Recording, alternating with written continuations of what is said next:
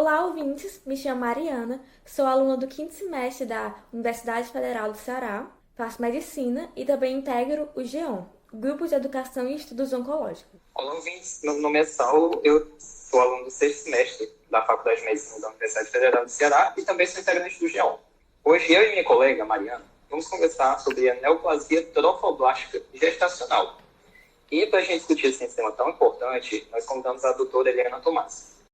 Como vocês bem sabem, a doutora Eliana foi nossa GEON convidada do podcast passado e ela vai falar um pouquinho mais agora sobre outra repercussão do podcast passado. Espero que vocês tenham escutado.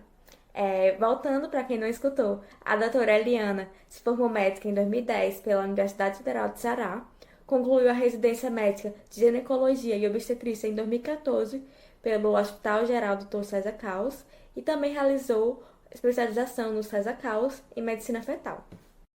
Oi, pessoal, bom dia. Queria agradecer o convite de vocês para continuar falando sobre esse assunto. A gente tinha falado um pouco sobre mola e hoje a gente vai falar um pouco sobre uma possível complicação da mola, que é a neoplasia trofoblástica. Um tema muito importante também, assim como a mola, porque não é muito conhecido nem muito frequente. Então é interessante que as pessoas se informem um pouco mais, sobre esse assunto.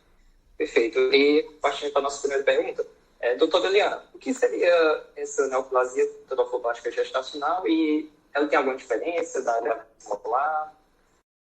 Pronto. A gravidez molar é um tipo de gravidez. Não necessariamente é um tumor. Não necessariamente é um câncer.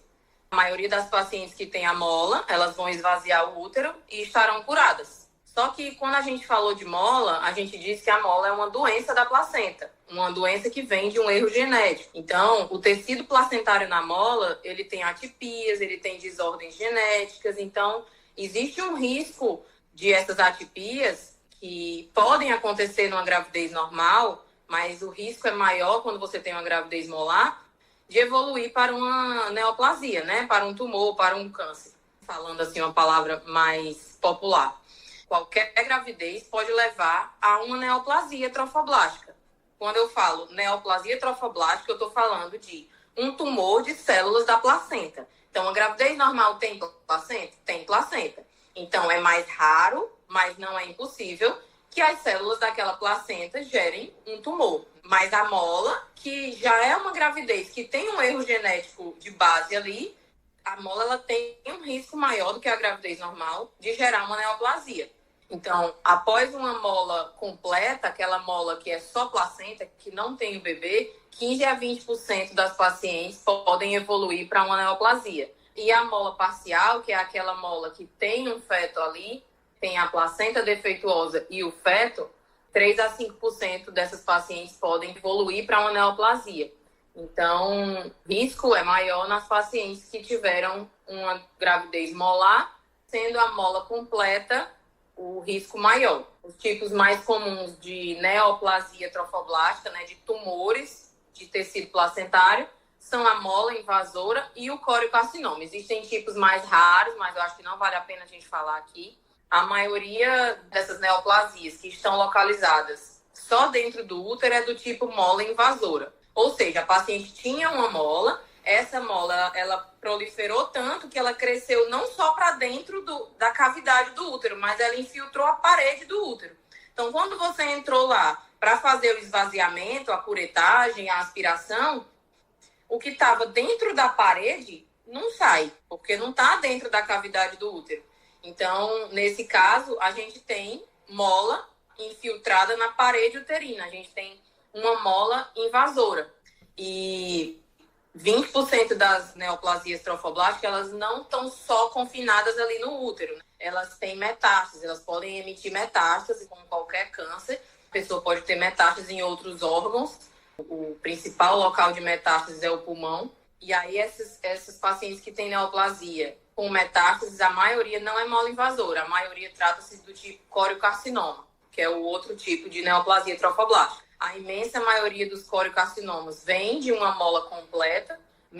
Cerca de metade das pacientes com coriocarcinoma vem de uma mola completa, mas 25% dos coriocarcinomas vem de um aborto normal. ou de uma gestação ectópica, uma gestação nas trompas. E 25% após gestações normais. O paciente teve o bebê dela e tudo mais, e depois é que apareceu esse tumor, restou esse tumor no útero aí que veio dessa gravidez normal.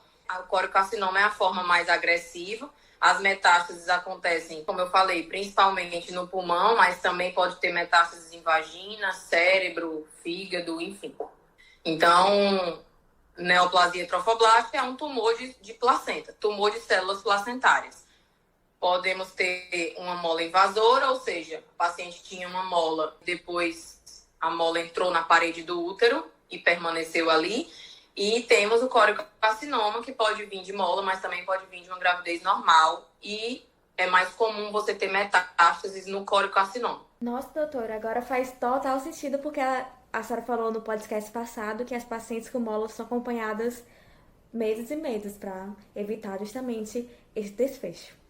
Doutora, e quais são os sintomas que a paciente com neoplasia trofoblástica gestacional pode apresentar? E qual é o processo até o diagnóstico? Bom, de novo, assim como na mola, o sintoma mais comum é o sangramento irregular.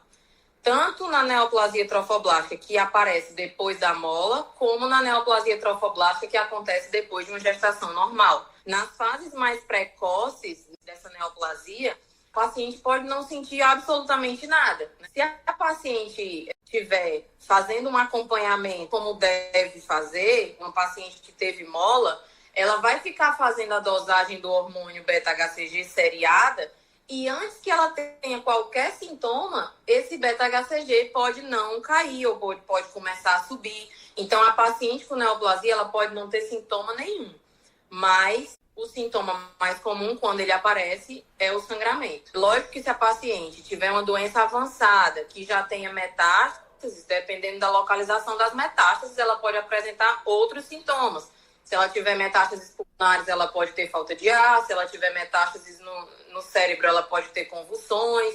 Mas se ela está fazendo o acompanhamento direitinho, que a maioria dos casos vem da mola, teoricamente não vai chegar nesse ponto. Ter metástases em vários órgãos e tudo mais. Pacientes bem conduzidas em centros de referência, a gente não tem sintoma. E a gente percebe que isso pode estar evoluindo para uma neoplasia no segmento do beta-HCG da paciente. Um outro sintoma mais raro é a perfuração uterina, por conta da invasão da parede do útero. É raro, mas pode acontecer se não houver um diagnóstico. O processo até o diagnóstico, que a Mariana perguntou, bom, assim, toda paciente que engravida, ela produz o hormônio beta-HCG. Quando a gravidez acaba, esse hormônio ele vai diminuindo até ficar negativo de novo. Isso é verdade para mola e isso é verdade para qualquer gravidez. A paciente que teve qualquer gestação normal, ela deve voltar a menstruar normalmente e deve ter o seu beta-HCG zerado aí nas semanas seguintes, normalmente 4 a 6 semanas após o parto. Se uma paciente pós-parto, depois do parto, tardiamente, começa a apresentar um sangramento irregular, às vezes a paciente já parou de sangrar depois do parto, tá ali amamentando seu bebê, semanas já depois do parto, e ela começa a ter um sangramento. E às vezes é um sangramento aumentado e ninguém sabe o motivo desse sangramento. Sempre bom lembrar da possibilidade da neoplasia trofoblástica, embora seja raro nas pacientes que tiveram uma gravidez normal, mas acontece, tem que ser um diagnóstico diferencial. Então, sempre que você vê um paciente pós-parto tardio, sangrando, irregular, lembrar de pedir um beta-HCG. Se o beta-HCG dela estiver zerado, tudo bem, você vai atrás de outras causas de sangramento. Mas se o beta-HCG dela estiver nas nuvens, você tem que pensar nessa possibilidade. E a paciente que teve mola, como eu falei, ela deve ter o seu acompanhamento semanal feito até o beta zerar. Depois que zera, ela fica fazendo mensal por 6 meses. E se o beta-HCG dessa paciente não tiver uma boa evolução, tendo ela sintoma ou não tô sentindo nada, não tenho sangramento, tô ótima. Mas o beta-HCG dela não está caindo, ou ele está mantido, ou ele está subindo, significa que tem algum tecido placentário ali produzindo aquele hormônio. E aí essa paciente vai ter que passar por alguns exames para investigar esse beta-HCG que não está tendo uma boa evolução. Vai fazer um ultrassom transvaginal para saber se dentro do útero dela ficou algum material que não foi aspirado. Às vezes o útero da mola é enorme, Você faz uma aspiração, faz, é um procedimento que demora e às vezes fica algum material. Então, às vezes, a paciente que tem um beta que não caiu legal no segmento, ela só tem algum resto de material dentro do útero. Então, normalmente você faz um ultrassom para ver se não restou nada ali dentro. Se restou, aí existe a possibilidade de fazer um novo esvaziamento. Esse novo esvaziamento, ele não deve ficar sendo repetido. Você só vai fazer um esvaziamento novamente se realmente você vê que tem material dentro do útero que justifica esse beta não estar caindo. Mas é importantíssimo dizer isso. A gente pegava pacientes que já tinham feito 3, 4 curetagens porque o beta não estava caindo. E a imensa maioria das vezes que a paciente faz várias e várias curetagens, ela está fazendo porque o beta não está caindo e a pessoa está curetando nada. É porque esse tecido placentário ele já entrou na parede.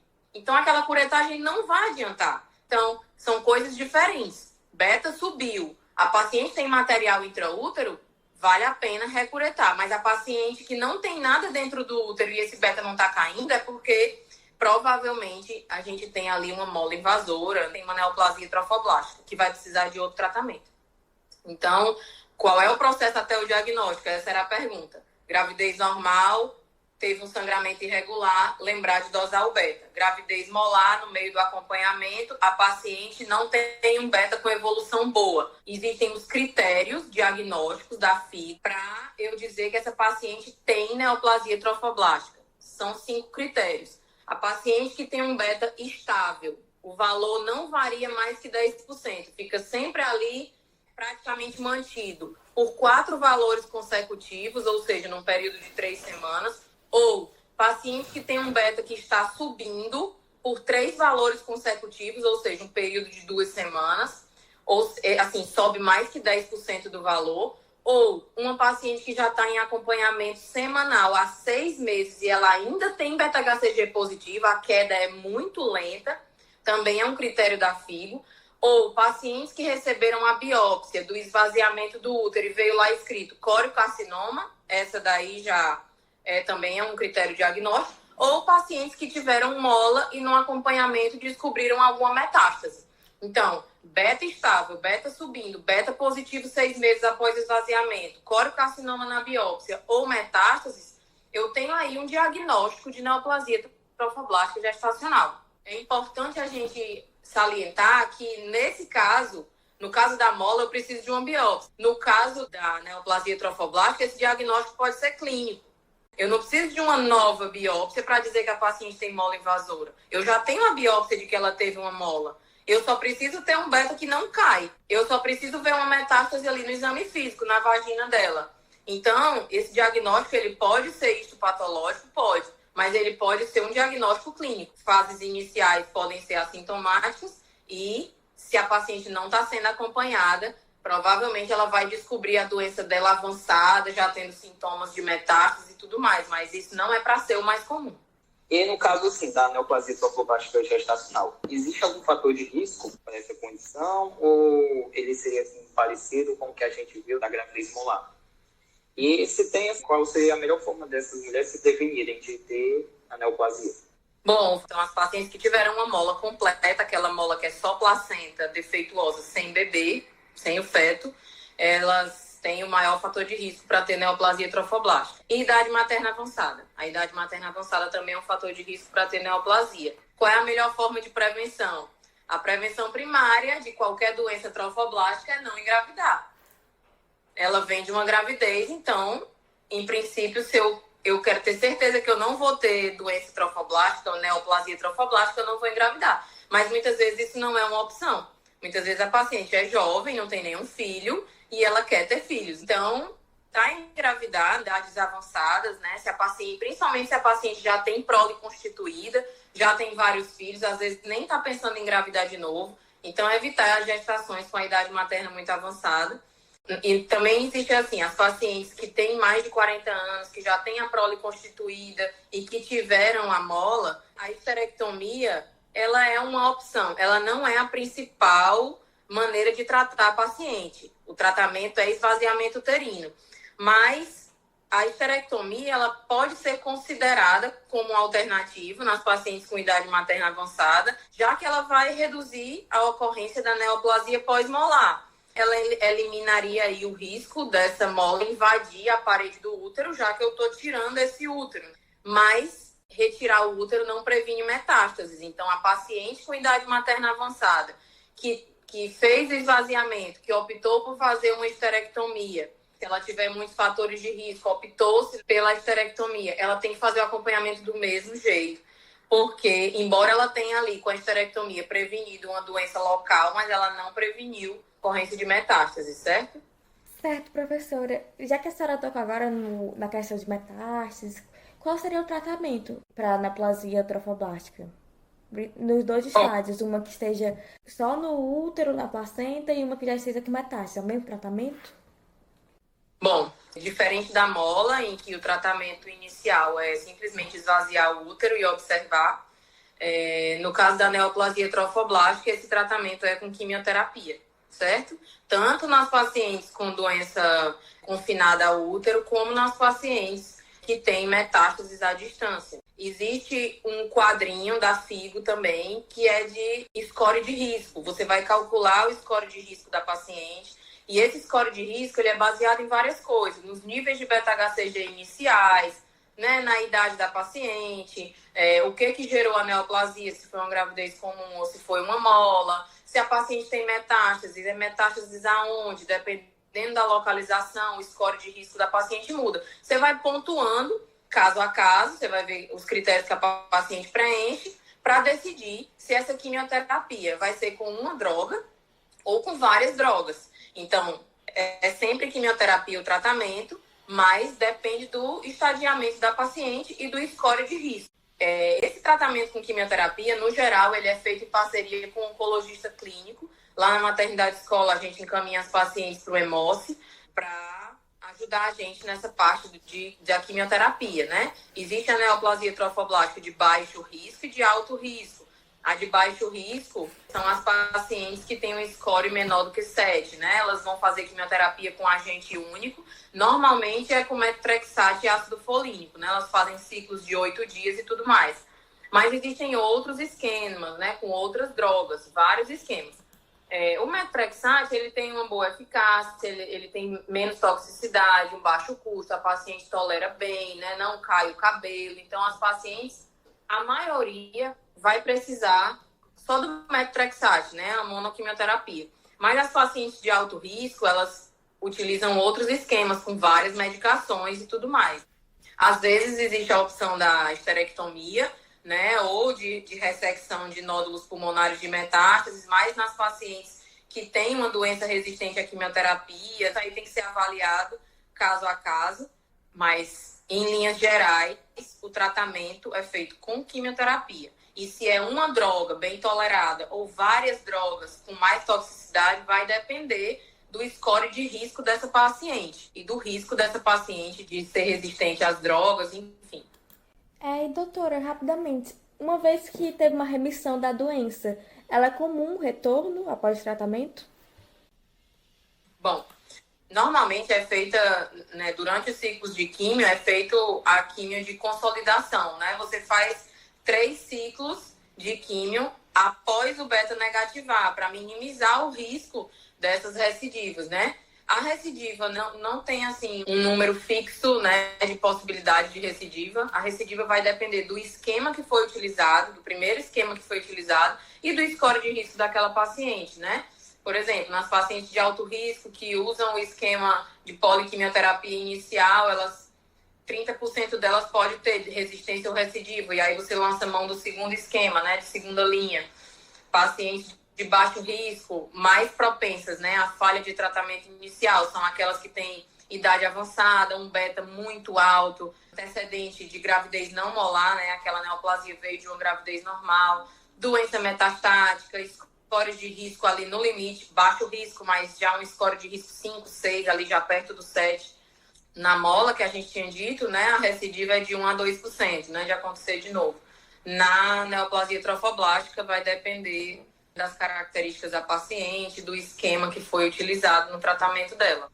Doutora Eliane, e No caso dessa condição, uma vez que a paciente ela tem a neoplasia trofoblástica, ela vai afetar de alguma forma a fertilidade da mulher, caso ela queira engravidar novamente? Primeiro, toda paciente que teve mola ou que teve a neoplasia trofoblástica, ela deve esperar um pouco até engravidar de novo. Quem está em tratamento e acompanhamento de mola e de neoplasia trofoblástica, ela é aconselhada a usar um método contraceptivo até receber alta. Normalmente é o contraceptivo oral mesmo. A alta, no caso da mola, é cerca de 6 meses após o beta-HCG ficar negativo. E a neoplasia trofoblástica, 1 ano após o beta ficar negativo, né? O tempo total que ela vai ficar sem engravidar vai depender do tempo que levou para o beta zerar, né? Do tempo de tratamento que ela precisou e tudo mais. Mas após uma mola, por exemplo, 98 a 99% das pacientes vão ter uma gestação normal, né? A recidiva é só de 1 a 2%. Né? Ela só precisa estar atenta a algumas coisas. Quando essa paciente engravidar de novo, é interessante que ela faça um ultrassom precoce no primeiro trimestre para verificar o aspecto da gravidez, saber se está tudo bem, se não é uma recidiva.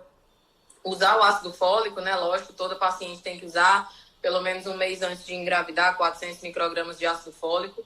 E dosar o beta-HCG 42 dias após o parto, né? Não, deu tudo certo, minha gravidez foi ok, eu tive meu bebê é normal. 6 semanas pós-parto, dosar o beta-HCG para saber se esse beta-HCG zerou, né? E, claro, as histerectomizadas não poderão mais gestar. Então, o impacto na fertilidade nessas pacientes é definitivo. Mas as outras, não, elas podem ter o filho, elas vão ter o filho delas, né, normal, numa próxima gestação, na imensa maioria das pacientes. Certo, doutora, muito obrigada. E agora, tirando um pouco o foco da mulher com esse acometimento, como que o parceiro, a parceira, ou até mesmo os familiares dessa mulher podem ajudar no processo de tratamento e recuperação? Bom, eu acho que a palavra-chave aqui é tranquilizar a paciente. A paciente, qualquer pessoa que ouve de um médico ou que abre o resultado de um exame e vê que tem câncer, ela entra em desespero. É muito difícil receber essa notícia. Então, essa paciente que teve a mola e que evoluiu para um tumor, uma neoplasia, ela precisa ter forças para encarar o tratamento, para fazer um tratamento regular, para não se distanciar do centro de referência e tudo mais. Ela precisa se sentir confiante como mulher. Então, o que o parceiro pode fazer por ela? Dizer para ela que não importa a quimioterapia que ela vai utilizar, se ela precisar ficar sem os cabelos, isso não vai fazer diferença para ele. Isso é um período na vida que aquela mulher está passando, um período difícil. Então, eu acho que é apoio. Qualquer pessoa que recebe esse diagnóstico precisa de apoio, precisa ser tranquilizada, precisa confiar que vai ficar tudo bem, precisa ser encorajada a fazer o tratamento como manda o figurino. A imensa maioria das pacientes que são acompanhadas em centro de referência vão ter um bom desfecho, vão ficar livres da doença, mesmo que elas precisem de uma quimioterapia. E que muitas vezes a quimioterapia, a doença se resolve com uma quimioterapia bem tolerada, que é o Methotrexate. Então, é isso que os parceiros podem fazer: apoiar, escutar o podcast, ficarem informados sobre a doença e ajudarem essa paciente a passar por isso da melhor forma, né? Perfeito. Excelentes comentários, muito esclarecedor sobre essa participação, né, que é tão importante uma rede de apoio para a paciente, né? É assim, fundamental. E, bom, pessoal, é isso por aqui. Nós encerramos nossas perguntas. Encerramos aqui também mais um Geoncast. E eu gostaria de agradecer imensamente pela contribuição da doutora Liana e também pela participação dela e por todos os esclarecimentos que ela deu nesse tema, assim, que tem tanta importância, né, que tem tantas informações que precisam ser divulgadas e esclarecidas para os pacientes. Eu que agradeço. A mensagem é que a gravidez normal ou a mola podem levar a uma neoplasia de células da placenta. Se você viu uma paciente pós-parto que está sangrando e você não sabe o motivo, lembra de dosar o beta-HCG dela. Se você se deparou com uma paciente que tem mola, que tem uma imagem estranha no ultrassom do primeiro trimestre, manda essa paciente procurar a emergência da maternidade escola. Lá é porta aberta, é feito o esvaziamento por aspiração, como tem que ser. O paciente vai ser acompanhada, vai fazer o beta-HCG seriado. Então, fazendo tudo direitinho, dá certo. A doença tem cura, tem jeito, e a paciente vai poder engravidar de novo e voltar a ter a vida dela normal. E é só agradecer mesmo a oportunidade de esclarecer esse tema, tá bom? Muito obrigada. A gente que agradece, doutora, foi realmente excepcional os 2 episódios que a senhora gravou com a gente. A gente agradece muito por ter aceito esse convite. E aos nossos ouvintes, a gente sempre agradece a participação. Espero que vocês escutem mais podcasts da gente. E, claro, é sempre bom lembrar, acompanhe a gente no Instagram, @GeonLiga, e compartilhe esse Geoncast com seus amigos e até mesmo alguém que quer engravidar e quer conhecer um pouquinho mais desse tema. Muito obrigada.